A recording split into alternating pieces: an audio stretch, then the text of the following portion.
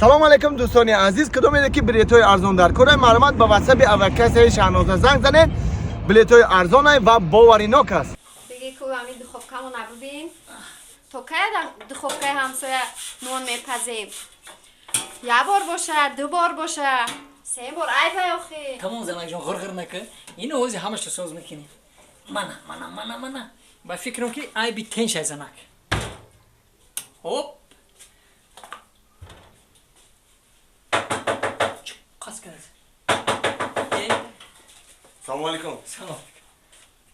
نه سوزه اینجا شناختی مرا. نیا که ما همسایه در تک شما زندگی میکنم در دوی ماشینا. ها شما همسایه شما همسایه همسایه تینجی خاک تینجی ها خاک تینجی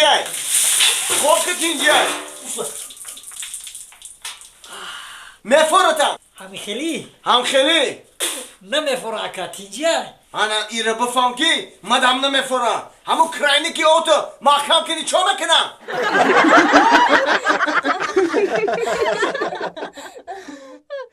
چی گپی؟ من شما رو چند بار گفتم که نکنه نمیارم خیلی آخی میشوی بگیره نه افتو هم مرا زار کده نمیاره بگی تست کماش همجا اوخا گفتم اگر اوش کوخشم ببریم جوبا جو یا گردو با همین او کوگ نیو که هم مرا زار کدگی اوخا کجانی دوره سیوز نه دوره سیوز بعد چی مول عشو نسه دوره سیوز این زردش نمیرم زردش نمیرم بگیره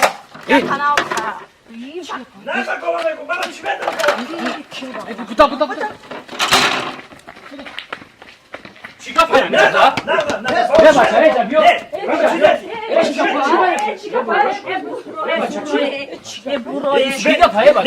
ایسو بخم دفعه شما خواب کنه یا برسانه برای چی بدنی؟ اوتو جان و خیام میلیون مرو گوش کنه چی گوشت کنم؟ تو گوی بیچاره در دوری اغل در اومده برای چی دستی؟ برای کلام کنمش؟ آخه نگاه کن اوتو جان آخه همه اگرادی همه نوکردگی مرا من پامیدور شنوندم این قدر مایده چایده چی کردم خو گوساله درام ده همه امر خود سوم کرده چی کیده زده همه جوی کار بزیو کرده او گوساله کرده باشه گو چی دستی؟ گو چی بیچاره در اومده در دوری اغل زدستی؟